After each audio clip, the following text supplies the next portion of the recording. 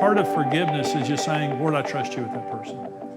I don't know enough to be God. I don't know enough to deal with that person righteously. So I'm just going to give them to you, and I trust you. Unforgiveness is saying, I don't trust you. Listen, I love this statement. Bitterness is a justice spirit that will not go forward until it gets what it demands. And you ruin your life because you won't trust God. That's what bitterness is. Okay. So let me say, here's another thing. How do you forgive?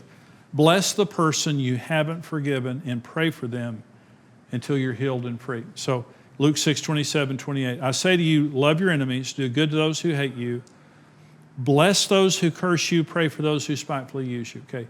So we read that scripture, Luke chapter 6. Bless those who curse you, pray for those who spitefully use you. So, it sounds okay, that's good. But the actual practice of it is disgusting. It's just disgusting. So, I'm not a hater. I've never been a hater, but there have been 2 or 3 people I just hated, in my life.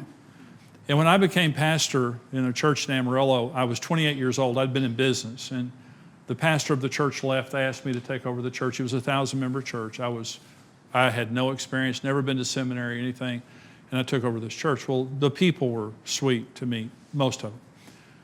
But there was a guy in the church that didn't like me and didn't want me to be the pastor of the church. And he actively campaigned against me being the pastor of the church. Well, I was afraid. I was full of fear.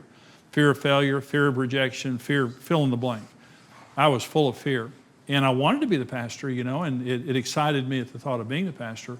But I was not qualified, didn't have any experience. I was struggling to answer questions and stuff. Well, this guy's campaigning against me all the time this is going on. Well, I hated him. I just got to where and he would sit, I would be preaching, and he would sit in a prominent place in the middle of the sanctuary and go to sleep during my sermon. And let everybody know, this guy's boring, get rid of it.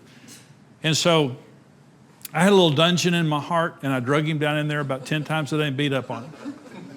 I just tortured him. I waited to see his obituary in color with multiple pictures. And that I hated the man's guts. I despised that man. And Karen said to me one day, your personality's changing. And I could feel oppression. I could feel mentally and emotionally like a heaviness on me, And she said, your personality's changing, Jimmy. And you're snapping at me, you're snapping at the kids. You need to deal with this deal. So I went in one day and I was praying, and I said, and I was just saying, Lord, remember Ananias and Sapphira, kill this guy. I'm 2 funerals away from victory, So the Lord said, I want you to bless him. And I said, no, I'm not doing that. I'm not blessing this guy. He doesn't deserve it. I deserve it. This guy doesn't deserve it. The Lord said, no, I want you to bless him. The Lord never says, Jimmy, you're right. I've waited for it, but it's never happened. But I want you to bless him. I said, no, I'm not blessing him. The Lord said, yeah, you're going to bless him. Well, I did it, but I did it like this. I had my fingers crossed. Okay, bless him. The Lord said, no, you pray for him like you pray for you. You pray for his business, you pray for his marriage, you pray for his family, just the way you pray for yourself. It was disgusting to me. I just thought, what if you bless him, Lord? Now I'm mad at you. I don't want to bless this guy. And I did it out of obedience, and I did it, and the Lord said, every day you wake up and you bless that man and his family. And I was like, oh gosh, this is awful. So about 10 days after doing it, and I was doing it out of obedience. I didn't do it out of desire or anything like that. I just did it out of obedience. About 10 days into it, I woke up one day and I said, well, bless this guy, and bless his wife, and bless his children, and all that. Well, as I was blessing him, I saw a picture in my heart of a little boy about 10 years old standing out in a field. It was like a farm or a ranch. There was a house over here, and this little boy was standing out in the field, and something really bad had just happened to him, like abuse. And he was like in shock.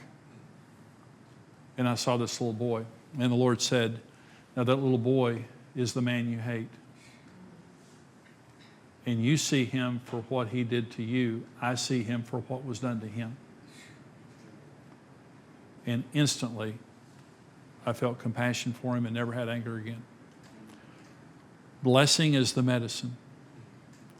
And blessing forces forgiveness out of your head into your heart. You cannot hate a person you're blessing for very long. And a lot of people say, I keep forgiving them, I just can't get over it. I just can't get over it. Well, the point is this, because we won't bless. Jesus said, bless those who curse you, pray for those who spitefully use you.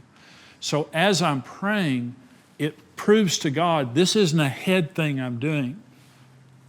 So my Father will do to you if each of you does not forgive your brother from your heart.